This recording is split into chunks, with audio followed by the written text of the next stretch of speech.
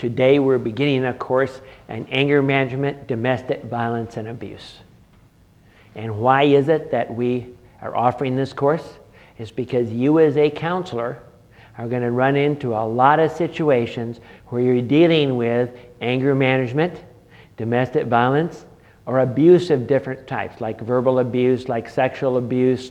And we want to talk about both the abuser and how you treat them, and the person who is the victim and how you treat them, and how you deal with all this. And today we're going to be starting out just talking about the subject of anger. And I want to give you my slant on anger management.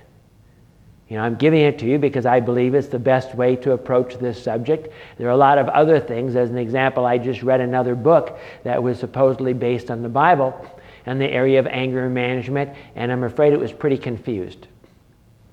And the way they were trying to look at it, they were trying to define, well, this is good anger, this is bad anger, this is sinful anger, and so on and so forth. I don't believe that's the way it really is, and we'll look at the Bible verses and pull that all together for you also today. But first, what does anger look like? I'm just going to give you a series of stories to help you sort of think about the many faces of anger. This 70-year-old lady was walking through her garage as she was coming home, and her son was working on the car. And as she walked by, the jack collapsed and the car fell on her son. And she went over to the car, yanked it off the ground with one hand, and pulled him out from underneath it. How did she do that? It's something called anger that God has given to us. Another case, there was a lady who was a therapist that helped ladies that had been raped and had been sexually abused. And she woke up in the middle of the night, and some guy had broken into her house and was attempting to rape her. She got so angry, she went after this guy and drove him out of the house, and he went running down the street, and she was chasing him down the street until her husband grabbed her because the guy had a gun. How do you think she did that?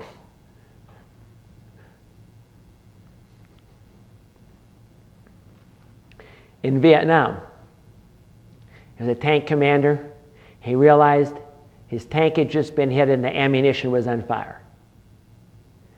In one step, he stepped out of the tank to the ground. In one motion, grabbed his driver and yanked him straight out of the tank before the tank blew up. How did he do that? Well, those are some of the faces of anger. What are some more that we're more used to? How about the kid throwing a temper tantrum in the middle of a store? Or how about the 450 arrests per month for domestic violence here in Wichita? Or drive-by shootings? Or rapes? Or kids fighting on the way home from school? Or shouting match between a husband and a wife? Or Jesus driving the money changers out of the temple? Those are all different pictures of this thing we call anger. Now, what is it? And what are we really talking about here? I'm going to define anger as energy to resolve a problem. I'm going to suggest that anger is neither good nor bad, but it is an energy that God has given you to resolve the problems in your life. Anger is an emotion. Emotions reflect what is happening in your life and how you view it. They're like a thermometer. They go up and down based on how you're viewing what's going on in your life. It's a signal from your warning system. When you start getting angry, since anger is to resolve problems, what does it tell us? There must be a problem that needs to be resolved. It's motivation for change. But it also adds excitement to your life. Here are some other definitions. A feeling one has towards something that offends, opposes, or annoys. A feeling of sudden or strong displeasure and antagonism directed against the cause of an assumed wrong or injury. A feeling of extreme displeasure, hostility, indignation, or exasperation towards somebody or something. You don't have to get these all done, just want to get a picture here. A secondary emotion triggered by primary emotions like fear, hurt, boundary violations, guilt, shame, or love. The energy behind abuse. So what are the effects of anger? And I'm going to suggest that anger is actually very much like fear. Anger is energy to resolve problems and do something about it. Fear is the same energy to run away and protect yourself and get away from something that is dangerous. Here are some of the short-term effects. Your pupils dilate. The hypothalamus and pituitary glands secrete hormones. The breathing rate increases. Adrenaline flows. Digestion and elimination slow. Blood sugar rises. Blood pressure increases. Heart rate increases. Muscles tighten. And blood clots faster. Why? Those are the things you need for your body to get ready to fight, aren't they? To get ready to do something. But long term, if you hold on to that anger and don't deal with it, what are the effects?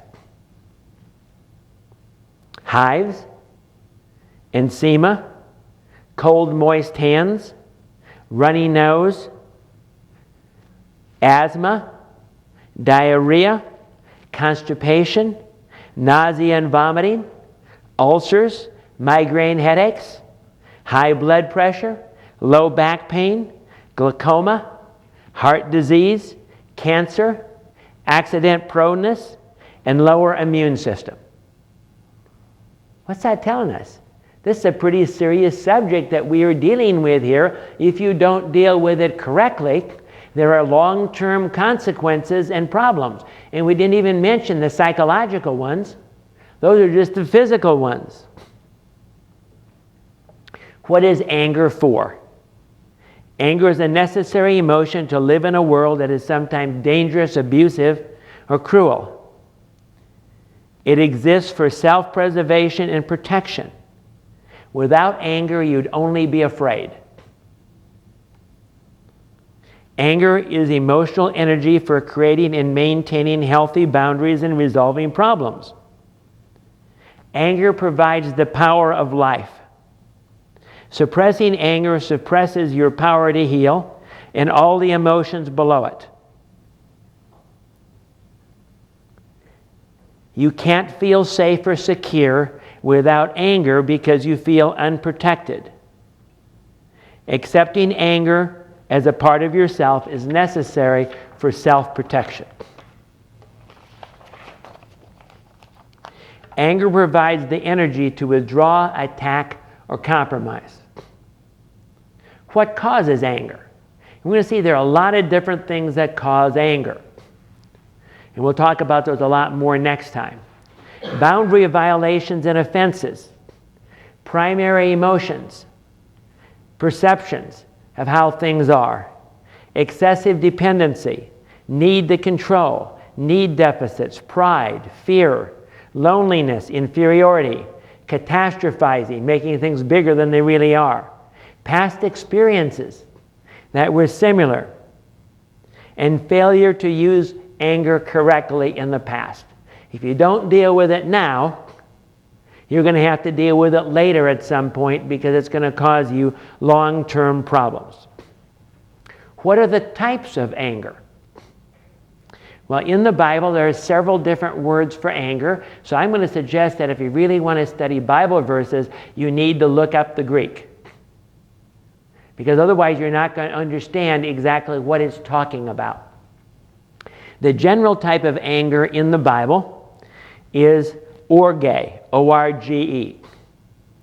It's a settled or a binding condition of mind, rises slowly, It has a view for taking action, tends to be lasting in nature. That's the type we're primarily going to be talking about.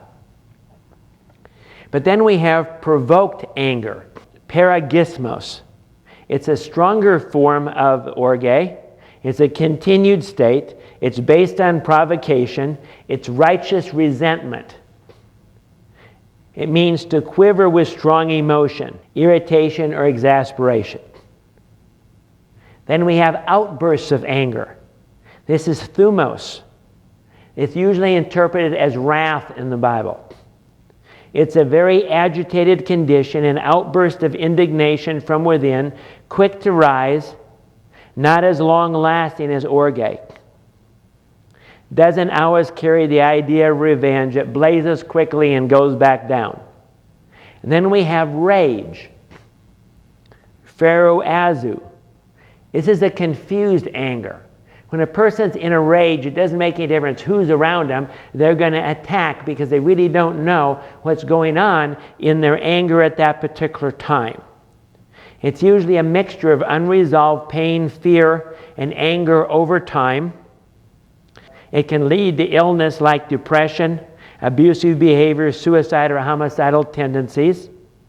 You can get stuck in rage because the problem with rage is until you express it, you really don't know what it's all about. It's just sort of buried there under the surface. It's really a type of protection that a person has. And many times underneath rage is sexual abuse or physical abuse. And it will really destroy you and really mess you up in a bad way. Of course, then we have frustration. Frustration is simply anger that you have because you can't achieve a goal. And we could talk about rational anger and irrational anger just based on whether you're seeing things correctly or not seeing things correctly. But let's go to the Bible. And let's get some Bible verses and let's see what the Bible says about anger. Probably the most usual verse on this subject, and one you probably all ought to even memorize, is Ephesians 4:26. Be angry and sin not. Let not the sun go down upon your wrath. See, that's why I say that anger isn't necessarily good or bad, because this verse is telling you, you can be angry and not sin, and you can be angry in sin. That's what it's telling us. So if that's true, let's first look at the correct uses of anger. If anger is energy to resolve a problem, what would be the first correct use of anger? To resolve a problem. Use it for what it's supposed to be used for. And we call that being assertive. Let's look at the Bible verse, some Bible verses here. Matthew 18:15. Moreover, if your brother shall trespass against thee, if that happens, trespass is what? A boundary violation. And if a boundary violation occurs, you're going to have anger. So how should you use that? Go and tell him his fault between thee and him alone, and if he shall hear thee, thou hast gained thy brother. And if he will not hear thee, then take with thee one or two more, that in the mouth of 2 or 3 witnesses every word may be established. And if he shall neglect to hear them, tell it unto the church. But if he neglect to hear the church, let him be unto you as a heathen person or a publican. Proverbs 15:1 says, a soft word turns away wrath, but grievous words stir up anger. See, the Bible wants you to be a peacemaker. God doesn't want your anger to cause problems. That's destructive anger. We want to have constructive anger. Mark 3:5. And when he had looked round about on them with anger, being grieved for the hardness of their hearts, he said unto the man, stretch forth thy hand. And he stretched it out, and his hand was restored whole as the other. Jesus used anger to heal this person and prove to these people who had a hard heart that he cared. Ephesians 4:32. And be ye kind one to another, tender-hearted, forgiving one another, even as God for Christ's sake hath forgiven you. So what's another use of anger? What if you can't resolve the situation? Then what do? Forgive. What is forgiveness? Forgiveness is simply giving up your rights for vengeance, taking your anger and giving it to God and saying, God, you take care of it. So our first step was you use it to resolve something. Our second step was if you can't resolve it, you give it to God and let God resolve it. And our third step is it might not be worth the effort. You might want to just drop it. Proverbs 19:11. The discretion of a man deferreth his anger, and it is his glory to pass over a transgression. So we don't have to always act on our anger because it might not be worth the effort. And we can pass over a transgression if it's not going to happen over and over and over again. So do you see the three ways now? One is you resolve the problem. Two is you give it to God because the problem can't be resolved on your level. Or three, you simply drop it and walk off. And we'll see those again. Second, what does sinful anger look like? Or in this case, we're taking anger and it's resulting in sin because we're using it incorrectly. Or destructive anger might be another term. Ephesians 4:31. Let all bitterness and wrath, that's thumos, and anger, that's orge, and clamor and evil speaking be put away from you with all malice. When anger is attached to malice, we have a problem. Colossians 3:8.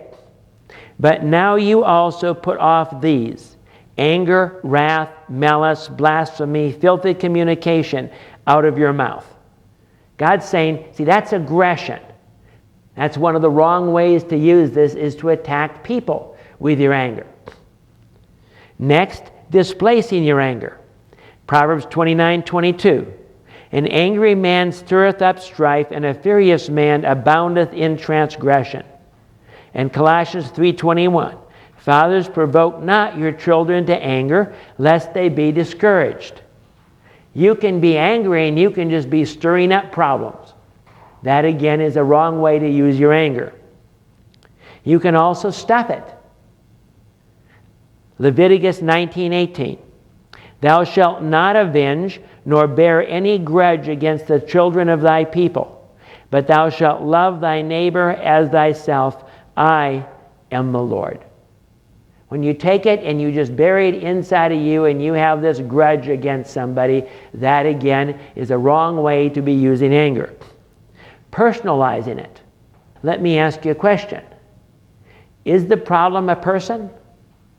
Not usually. We get confused between the problem we're trying to resolve and the person. And so when we make the problem a person, we're using anger in a wrong way. Matthew 5:22. But I say unto you that whosoever is angry with his brother without cause, notice that, without cause. In other words, the person really isn't the problem, but we're angry at the person, shall be in danger of judgment. And whosoever shall say to his brother, Raka, shall be in danger of the council, but whosoever shall say, thou fool, shall be in danger of hellfire. We're now on the abusive level when you start calling a person a fool. Confuse the problem with the person, and they're taking it out on the person, they're verbally abusing, they're calling names, and God says, I'll take the account on that one. And to get vengeance or revenge. Romans 12:19. Dearly beloved, avenge not yourselves, but rather give place unto wrath. For it is written, vengeance is mine, I will repay, saith the Lord. You might not realize that when you forgive somebody, you're giving up your rights for vengeance. And you turn them over to God, and God's the only one that really knows the heart of that person and what needs to happen with that person. And that's why we're told that we have to forgive. The Bible also says you're responsible to control your anger. James 1:19. Wherefore, my beloved brethren, let every man be swift to hear, slow to speak, slow to wrath. Proverbs 14:29. He that is slow to wrath is of great understanding, but he that is hasty in spirit exalteth folly. How you control your anger says a lot about you. Ecclesiastes 7:9. Be not hasty in thy spirit to be angry, for anger resteth in the bosom of fools. You hold on to your anger, you're going to end up acting like a fool. Proverbs 12:16. A fool's wrath is presently known, but a prudent man covereth shame. The Bible tells us you can learn anger and be an angry person from others. Proverbs 22:24. Make no friendship with an angry man, and with a furious man thou shalt not go, lest thou learn his ways and get a snare to thy soul. Bible tells us anger can be addictive. You can be addicted to the adrenaline rush and feeling powerful. Proverbs 19:19. A man of great wrath shall suffer punishment, but if you deliver him, yet thou must do it again. And finally, anger is a work of the flesh. Because who are we relying on? Now it's based on there's nothing wrong with it, but we shouldn't rely on it.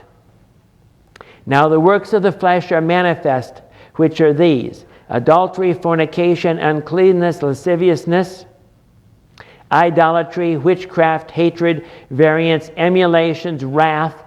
That's the thumas word again. Strife, seditions, heresies, envyings, murders, drunkenness, revelings, and such like, of which I tell you before, as I have also told you in the past, that they which do these things shall not inherit the kingdom of God.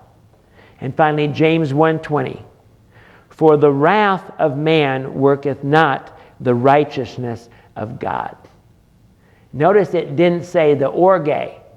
It said the wrath. When you let this blow up, when you have these explosions, that isn't the way you accomplish what God is trying to do, and that isn't the way that you do what is right.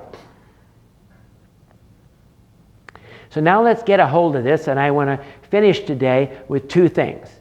First, I want to help you understand emotions, because we're going to need this tool a little bit later on. And then I want to take you through an entire method of how to deal with current anger. Next time, we're going to deal with anger analysis and deal with the underlying anger problems and where they come from and the issues that people have, which makes it a much more complex thing.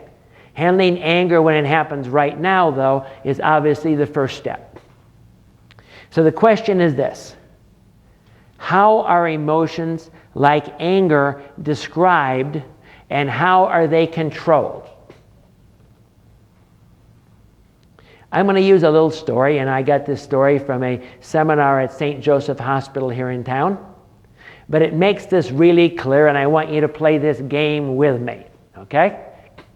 I want you to pretend you're there, and I want you to think, and you can even write down, I want you to write down 3 things in each situation I give you.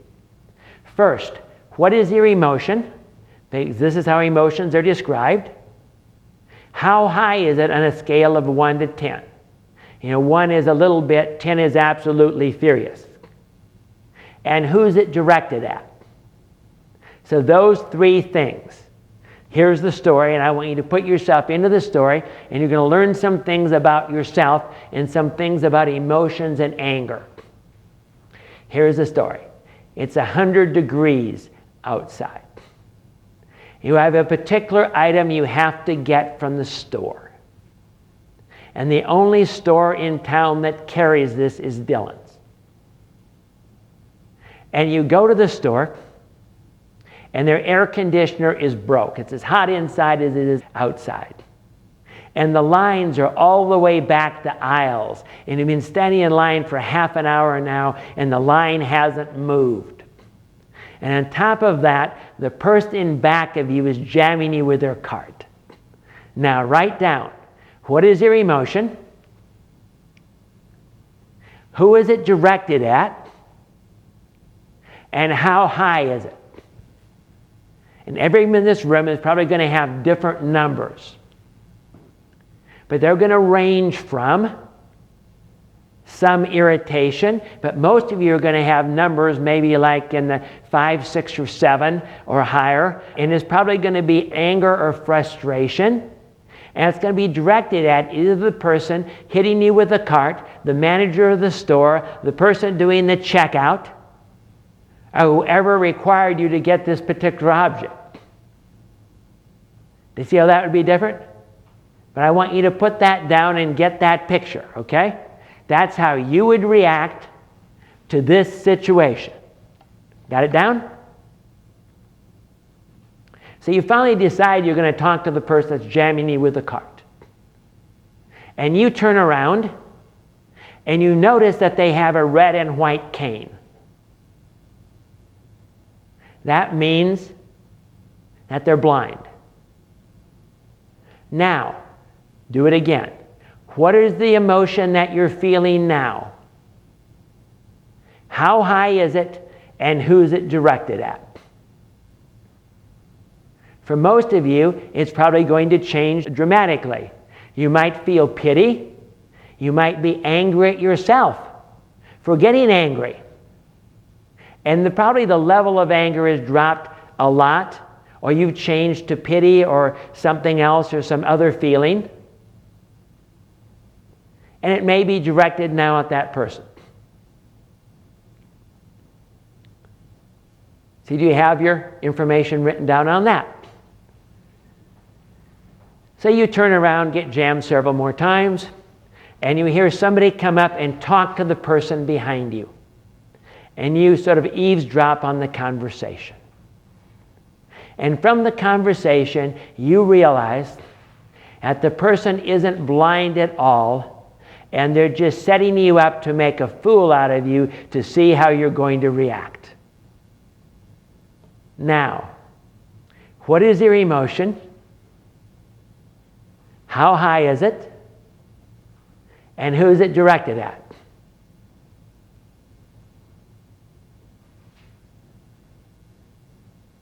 Now look at your piece of paper. Did any of those things change based on what I told you? See, I'm going to suggest to you that your emotions are thermometers that are totally controlled by how you look at the situation. Because the situation hasn't changed one bit. You're still in the same store. You're still being jammed by the same person with a cart. You're still hot. You're still not moving. But look what happened to your emotions. Now, I'm going to suggest a way of looking at this, and you tell me what this would do to your emotions. First, in the first situation, where you're standing there and you're being jammed with a cart, you say to yourself, they have a problem, I'm going to pray for them. And then when you turn around and you think they're blind, you say, they have a bigger problem than I thought. I'm going to pray for them. And when you find out they're just playing a joke on you, you say, they've got a bigger problem than I thought yet. I'm going to pray for them.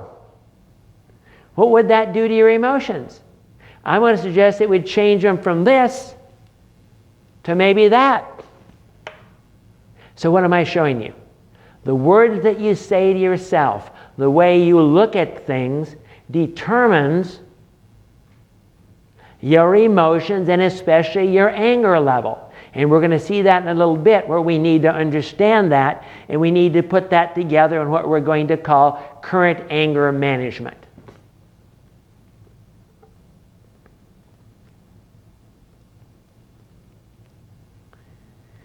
Now, for current anger management, I want you to picture something.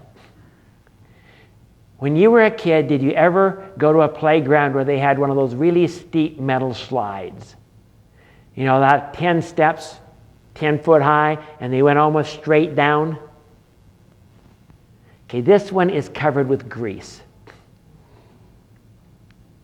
What do you think your chances are of stopping halfway down this slide? That's how anger management is. You've got 10 levels of anger that have been called the anger elevator. There are other terms for this. And once you get to a 10 and you start down the slide, don't think you are going to stop. Now for a couple, you both have a slide and they meet at the bottom.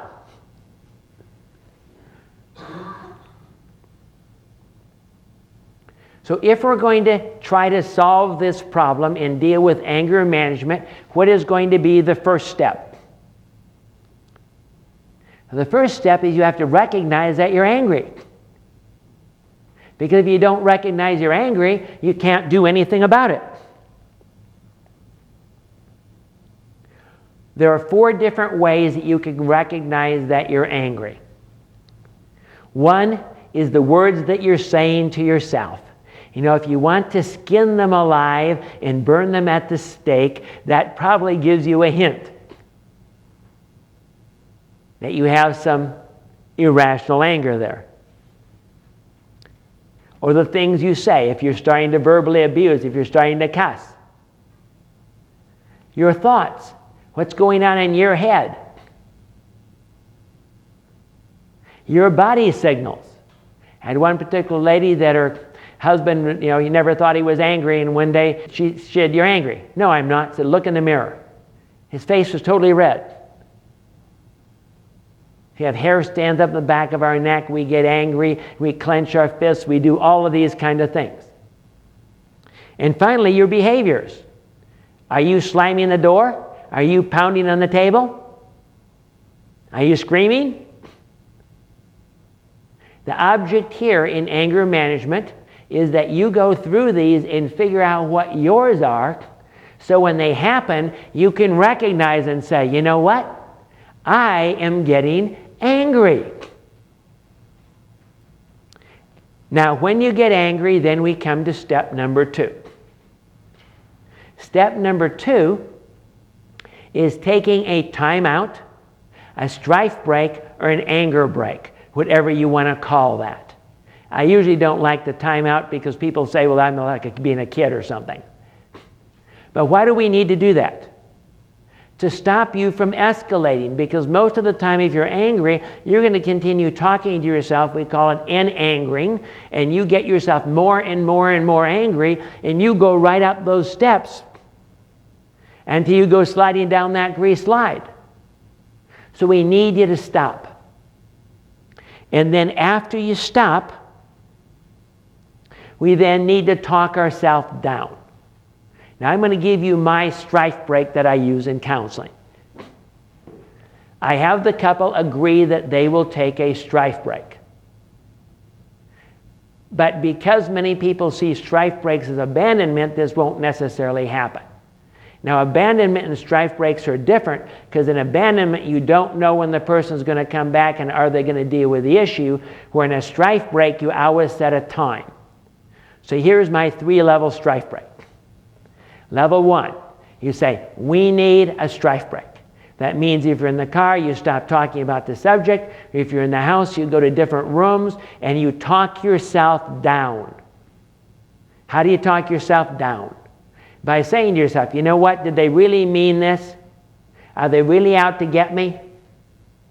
Is this a big thing? Is it going to change my life 2 weeks from now? How do I want this to turn out?" It's the things you say to yourself to get back into your mind out of your emotions, to calm yourself back down.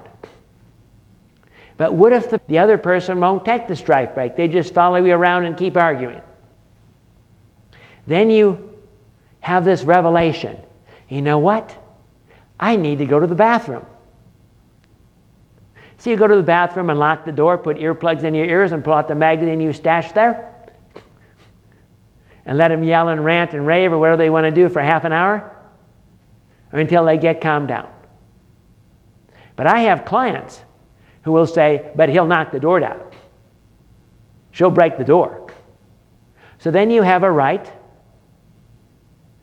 to leave the house, take your cell phone with you, or go to the nearest McDonald's and have a Big Mac, and use the payphone so everyone can hear you. And you call up and you resolve it over the phone. If you can't resolve it that time, you say, we need another strife break, call you back in another half hour, and you keep calling back at half-hour intervals until you get it resolved before you go home. And that'll work for almost anyone. Tell you a little funny story here. Had a couple, and this guy was pretty dysfunctional. Was actually doing a lot better, but he was about ready to never take a strife break. And his wife, for some reason, was just, liked to be laid back at home, so she never wore her shoes around the house. And we're trying to get this strife break to work, and anything that'll work is fine. And so she called a strife break, and he wasn't about ready to leave. So she started to put her shoes on. Then he left. You know why? Because they had 5 kids. And he knew that if she was putting her shoes on, that meant if he wasn't going to take the strife break and leave, then she was going to, and he was going to get stuck with the 5 kids. And from then on, the strife breaks worked. It can be that interesting of whatever it takes to make this kind of a thing work. So you take the strife break, you talk yourself down to the appropriate level. Now, why do I say appropriate level? Because normally what you've done is catastrophized. You've normally built this thing into something much bigger than it is, and once you think it through,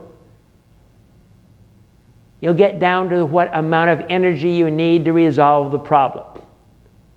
See, if my job is to blow a stump out of the backyard, should I use an atomic bomb? Probably not. The idea is that I want to have the right amount of energy, and I control the amount of energy that I call anger by how I'm looking at the situation. So I have to see the situation correctly and validly, and then I'll have the right amount of anger. We don't want to get rid of all your anger, or you'll be a wimp and do nothing. We want the right amount of anger to do the right thing with it.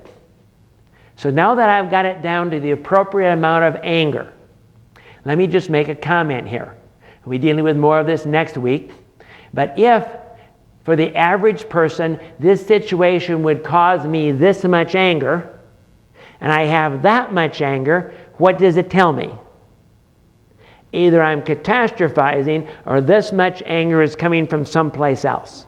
And next week we'll talk about anger analysis, and we'll try and figure those kind of things out. So now I have to determine what I'm going to do with my anger. And first, let's look at the wrong things to do with our anger. Remember, the Bible listed some of these for us. Let's use a dynamite illustration. Anger is like dynamite.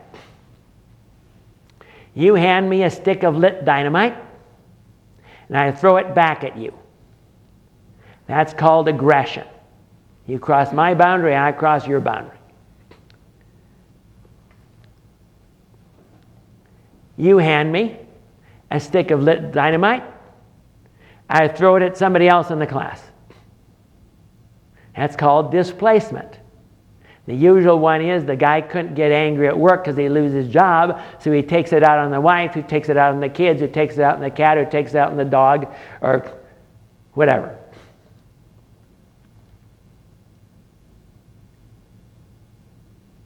You hand me a stick of lit dynamite, I stick it in my mouth until it goes off. That's called depression. Because if you turn anger inward and you hold on to it, you'll end up being depressed. You hand me a stick of lit dynamite, I put it out and I stick it in my pocket. And I keep saving sticks of dynamite until I have 3 coming out of my mouth, 1 out of each ear, and my pockets are all full. And then you light a match. And you don't know what happened. Because all this stuffed anger all comes out in one instance when it was really meant to resolve 5 other instances. And it just causes tremendous confusion of what we're dealing with here.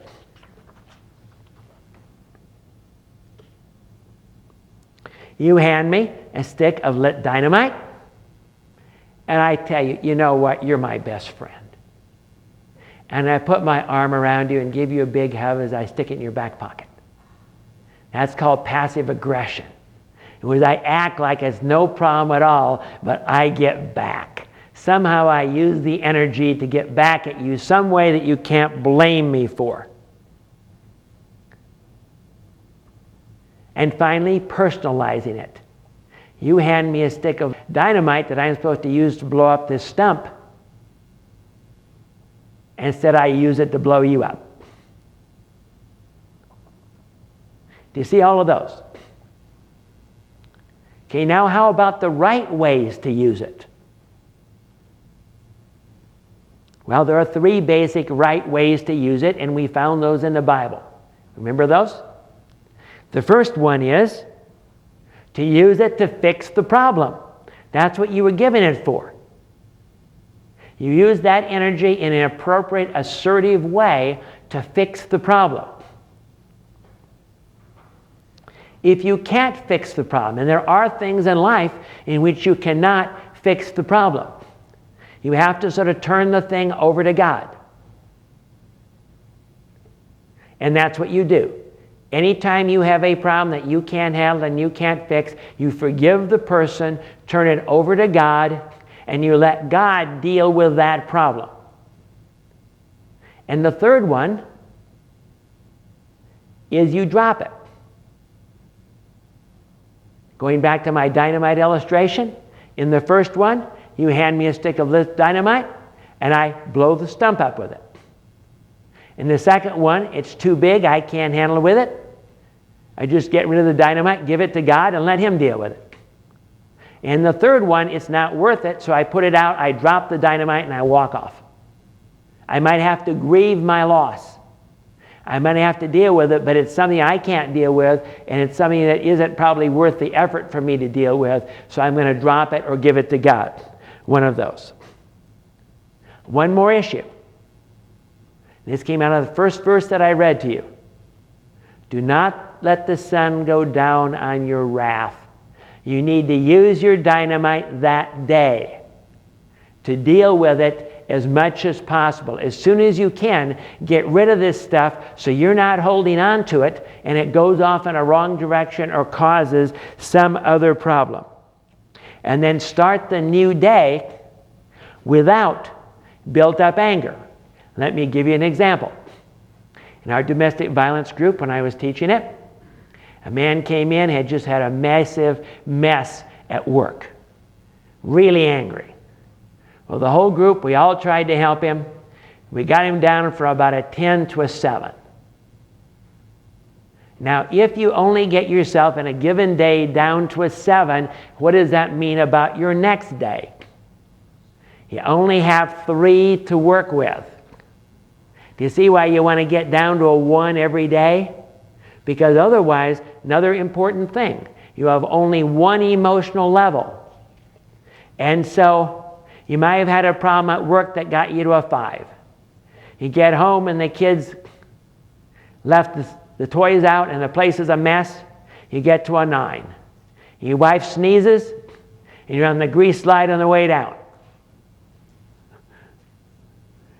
And so you're making yourself vulnerable. He went to work and blew up in his boss's office the next day. But see, had he followed what the Bible is saying, you've got to use your anger up appropriately in one of these ways and get it down to a level, to the right level, use it correctly, use it up, don't let the sun go down in your wrath, and then you're ready to handle anger management the next day again. Now tomorrow we're going to look more at anger analysis and all these other underlying issues and all the problems you create to yourself if you use it incorrectly today. That stuff's going to come back and bite you tomorrow. And also our neediness and all of those kind of things can be huge issues in the area of anger. And we'll be looking at all that in our lecture next time. Let's pray.